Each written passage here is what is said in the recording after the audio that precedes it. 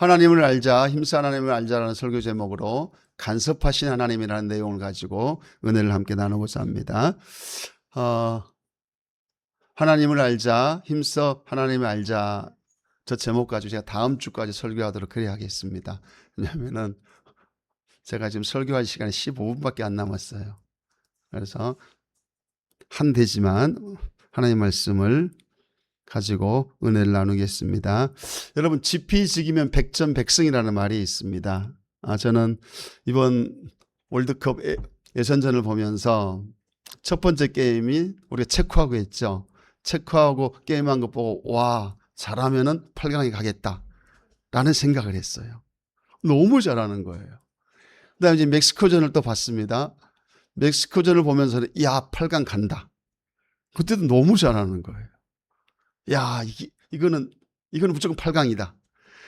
그랬는데 3차전 남아공전을 보면서 너무나 실망한 거예요.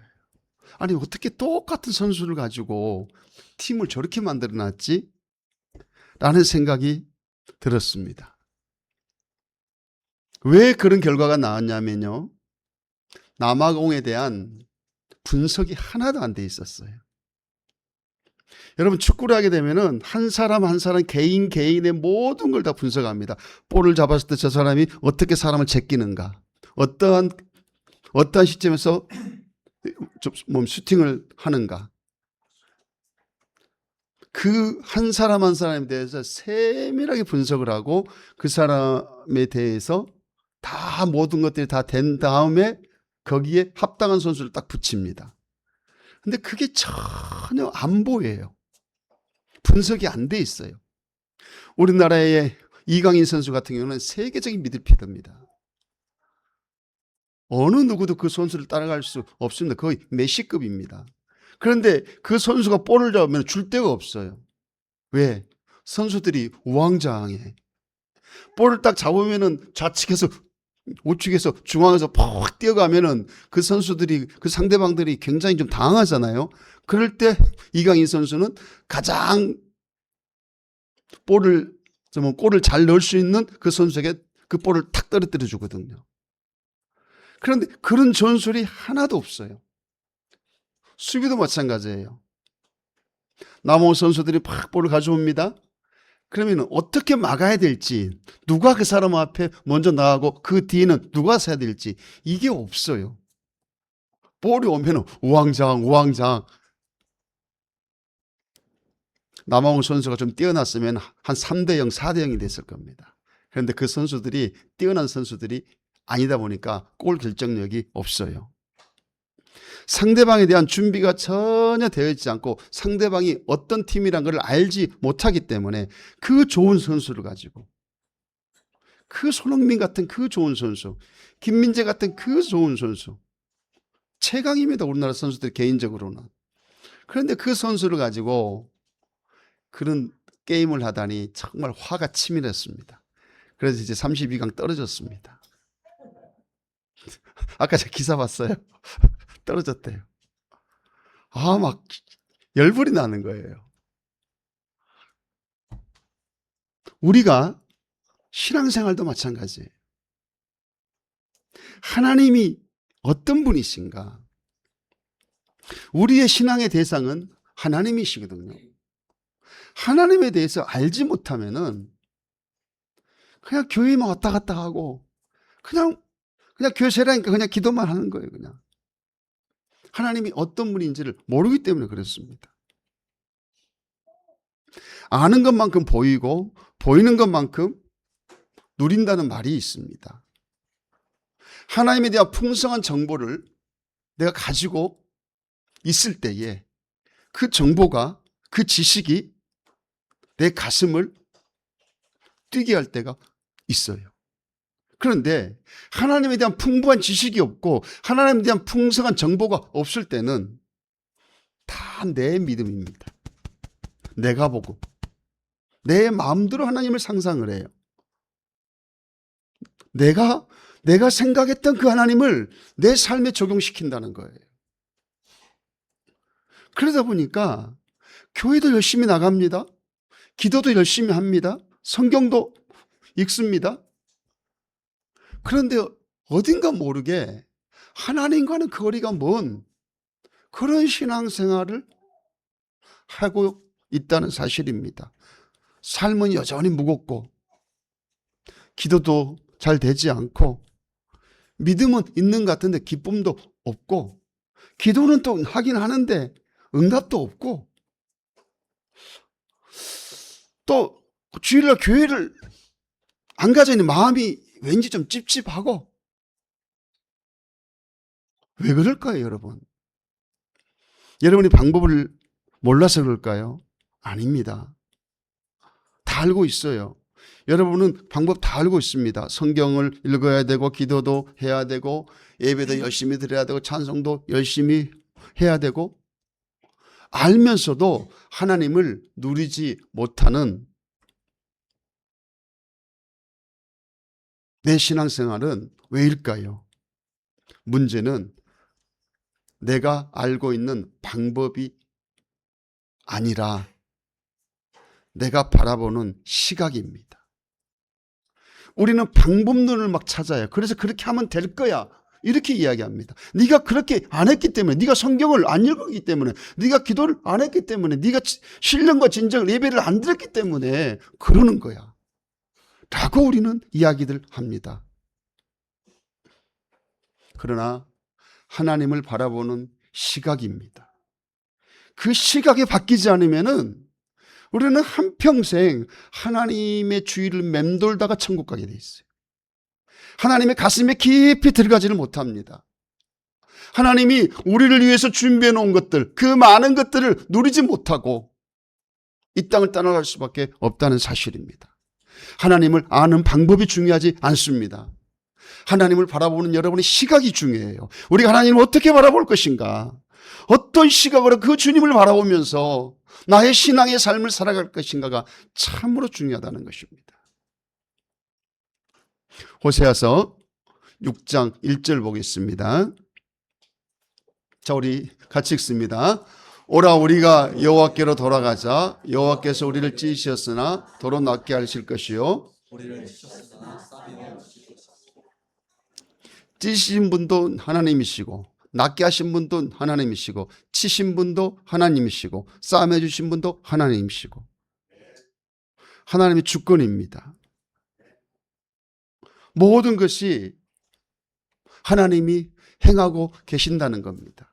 아마도 여러분은 이 사실을 머리로는 잘 알고 있을 겁니다. 하나님이 내 삶을 다 인도하셔. 그분이 내 삶의 주인이셔. 라는 것을 여러분이 지식적으로는 알고 있습니다. 그런데 여기에 큰 함정이 있어요. 여기에 큰 함정이 있어요. 머리로 아는 것과 삶으로 살아내는 것은 완전히 다른 문제입니다. 머리로는 잘 알아요. 근데 내가 삶으로 살아내야 되는 것입니다. 자, 한번 따라합시다. 삶으로 살아내는 것이 신앙생활이다. 다시 한번 합니다. 삶으로 살아내는 것이 신앙생활이다. 아는 게 신앙생활이 아니에요, 여러분. 여러분의 삶으로 하나님이 어떤 분이라는 것을 살아내야 됩니다. 지금 여러분의 삶의 자리에서 고통스러운 분도 있을 겁니다. 힘들고 아픈 현장도 있을 겁니다. 아무리 기도를 해도 응답이 왠지 안 되는 그러한 기도 제목도 있을 겁니다. 아무리 버텨도 나아지지 않는 환경과 상황이 있을 것입니다. 이해할 수 없는 어떤 삶의 고통이 계속적으로 반복되어질 것입니다. 여러분, 그 자리에서 정말 하나님을 느끼십니까? 여러분이 고통 중에 있을 때, 아픔 중에 있을 때, 기도응답이 없을 때, 나의 환경이 전혀 바뀌지 않을 때, 내가 아무리 몸부림쳐도 내가 원하는 삶의 방향으로 가지 않을 때, 그때도 여러분은 하나님이 함께 하신다고 믿으십니까? 그 현장에서도 하나님의 임재를 강하게 느끼십니까? 우리는 그 현장에서 하나님을 느껴야 됩니다. 우리의 신앙생활이 이분법적인 신앙생활이 참 많습니다. 내가 뭔가가 잘 되지 않을 때 하나님이 나를 떠나셨나? 내 기도응답이 잘 되지 않을 때 내가 하나님 앞에 죄를 지어서 그런가? 라는 이분법적인 그런 신앙생활. 왜 이런 현상이 벌어질까요? 우리는 그동안에 하나님은 나에게 좋은 것만 주시는 분으로 인식하고 있기 때문에 그러합니다. 하나님은 나에게 좋은 것만 주시는 분이 아닙니다. 내가 원하는 것만 주시는 분이 아니라는 거예요. 하나님은 때로는 여러분이 알지 못하는, 여러분이 그토록 싫어하는 것도 여러분에게 허락해 주십니다. 믿음의 길은 불길을 가는 것과 똑같습니다. 믿음의 길은 폭풍우와 맞설 때도 있습니다. 나에게 좋은 것만 주시는 하나님이라고 여러분이 인식하기 때문에 하나님에 대한 시각이 삐뚤어져 있어요. 쓰러뜨리신 이도 하나님이십니다. 왜 나를 쓰러뜨리실까요? 거기에는 하나님만이 알고 있는 목적이 있기 때문에 그러합니다. 왜 여러분의 어떤 상황들이, 환경들이 바뀌지 않을까요? 그곳에는 하나님만이 여러분을 향한 경륜을 가지고 있기 때문에 그러합니다. 나를 가장 잘 아시는 분은 여러분보다 하나님이십니다. 하나님이 여러분을 더 잘 아세요. 그래서 우리 하나님은 여러분을 이 세상에서 양육해 갈 때 여러분에게 그때그때 필요한 것들을 그때그때 주시는 분이에요. 그 시기마다 때로는 쓴물도 주시고 단물도 주시고 때로는 시커먼 물도 주시고 때로는 파라다이스 같은 정말 활짝 열린 문도 주시고 때로는 굳게 닫힌 그런 문도 주시고 무엇 때문일까요? 하나님은 여러분을 너무나도 잘 아세요. 안창수 목사를 가장 잘 아는 사람은 사모가 아니에요. 내가 아니에요. 하나님이세요. 하기 때문에 우리 하나님은 나를 잘 아시기 때문에 나에게 가장 합당한 걸로 이끌어간다는 사실입니다. 그런데 놀라운 사실이 한 가지가 있습니다. 6장 1절 다시 한번 볼게요. 자, 우리 같이 읽습니다. 오라, 우리가 여호와께로 돌아가자. 여호와께서 우리를 찢으셨으나 도로 낫게 할 것이요. 저는 저 말씀을 보면서 찢으셨으나 도로 낫게 할 것이요라고 해서 찢으셨으나가 조사인 줄 알았어요. 조사인 줄 알고 이렇게 책을 좀 찾아봤어요. 근데 저게 조사가 아니라 역접어미랍니다. 역접어미. 역접어미라는 게 뭐냐면은 그리고라고 저거를 읽는데요. 하지만, 그러니까 찢으셨지만 그러나 도로 낫게 하실 것이요. 그러니까 하나님께서 내가 원치 않는 삶의 환경을 만들어 주셨어. 만들어 주셨지만 풀어 주실 것이요. 그렇게 하셨지만 그러나 내가 바라는 길로 인도해 주실 것이요. 뭐뭐만, 뭐뭐하되, 뭐뭐지만 역접어미랍니다. 저는 지금까지 성경을 보면서 역접어미라는 그런 문법 용어는 처음 들어봤어요. 뭐뭐지만 하나님께서 내 기도 응답을 지금은 하시지 않지만 곧 해주실 거라는 거예요. 하나님께서 나에게 아픔을 주시지만 곧 그 아픔을 풀어주실 거라는 것입니다. 찢었으나 도로 낫게 해주실 거라는 것입니다. 뭐뭐 했지만 금방 해주실 거라는 거예요. 그때와 시기가 내가 쓰러지지 않고 내가 죽지 않을 만큼은 해주신다는 겁니다. 여러분이 버틸 수 있는 그 힘과 능력이 있기 때문에 그 시간만큼 하나님께서는 기도응답을 주시고 나의 환경을 그렇게 또 만들어 주시겠다는 거예요. 여러분이 버틸 수 있는 힘만큼 그러므로 사랑하는 성도 여러분, 여러분이 지금 세상을 살아가면서 내가 원치 않는 환경에 지금 여러분이 처해 있습니까? 하나님도 알고 계세요. 알고 계시면서 버텨라. 버텨라. 네 그 자리에서 죽지 않아.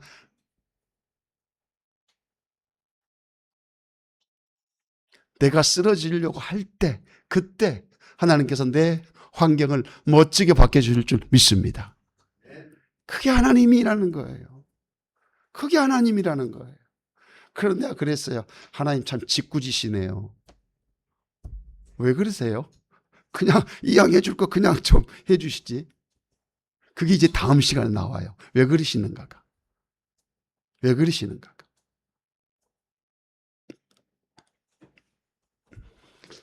하나님은 아픔과 고통만 주시는 분이 아니십니다.